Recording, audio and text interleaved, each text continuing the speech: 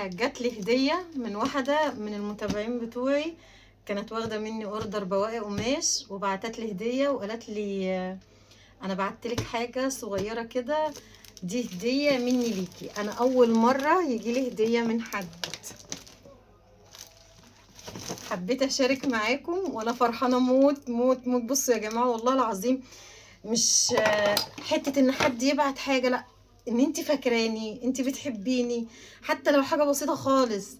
يعني فعلا فعلا انتوا عوض ربنا ليا.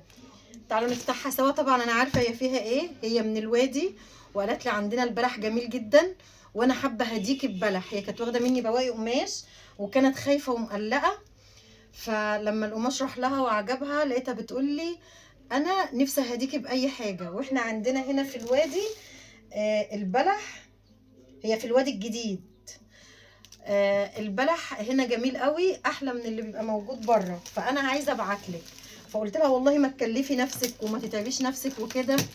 قالت لي لا والله لا ابعتلك. فانا هبعتلك ازاي يعني؟ بنفس البيانات اللي انت بعتها لي مع الاوردر بتاعي. قلت لها اه. فعدى وقت كده كانت هي تعبانه، ربنا يشفيها يا رب ويشيل عنها. بصوا فرحانه موت والله العظيم، والله العظيم ما تتخيلوش انا سعيده قد ايه. انا عايزه بس الفيديو ده اوصله كده لكل الناس، لكل الناس القريبين، الناس البعيده. عوض ربنا جميل قوي، مش عوض ربنا في الهدايا، عوض ربنا في محبه الناس، في محبتهم. والله العظيم دي اكبر نعمه ممكن تاخديها في الدنيا دي، هي محبه الناس. ان يبقى حد كده غريب يدعي لك كده لوجه الله.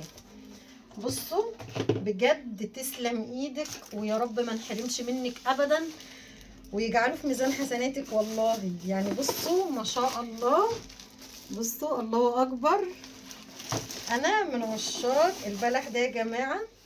بصوا البلحه، البلح اللي هو ده جميل قوي وشكله حلو قوي. انا فرحانه قوي بيها وفرحانه قوي بالهديه دي.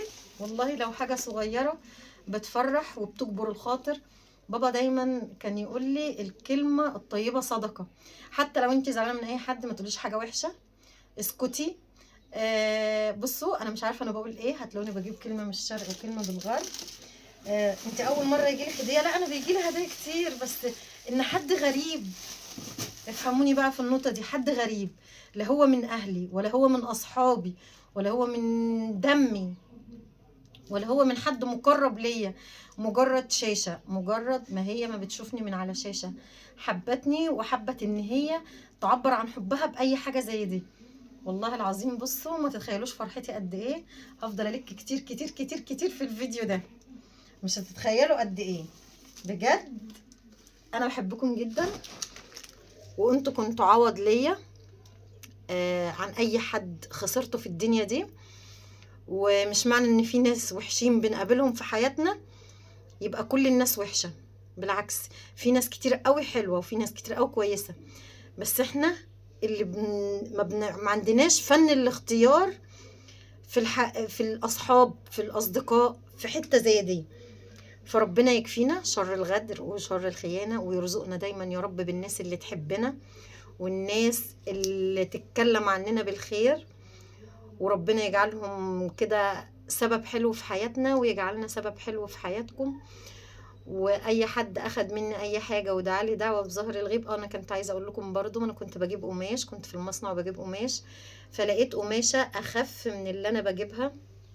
هي طبعا الزبونه مش هتلاحظها بس هي اخف في الوزن. فقلت للراجل لا انا مش عايزاها، انا عايزه القماشه التقيله اللي انا باخدها.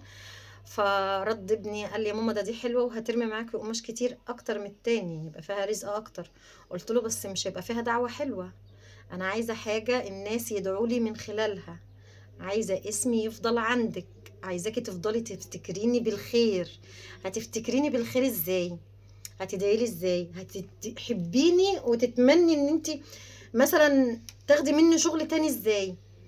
يعني انا الحمد لله والفضل لله طبعا كل مجال وفيه الحلو والوحش. الاونلاين انا كنت دايما اقول عليه ان انا ما بحبوش وبخاف اجيب منه. زي ما في اميرة كويسة على الاونلاين، هتلاقوا ناس تانية كتير كويسة برضو اونلاين. زي ما في الحلو اكيد في الوحش، وزي ما في الوحش اكيد في الحلو. انا بحبكم قوي، وانا مبسوطه قوي. لو اقول لكم انا صاحيه اصلا عندي صداع ومسقط في عينيا، انا عارفه ان ده ضغط. فلما جات لي الكرتونه دي حسيت ان انا رقت وما بقتش تعبانه، وحبيت ان انا اقوم اعملها معاكم واعرفكم ان في ناس بتحبك من غير ما تتعامل معاكي، من غير ما تشوفك، من غير ما تعاشرك. ده عوض.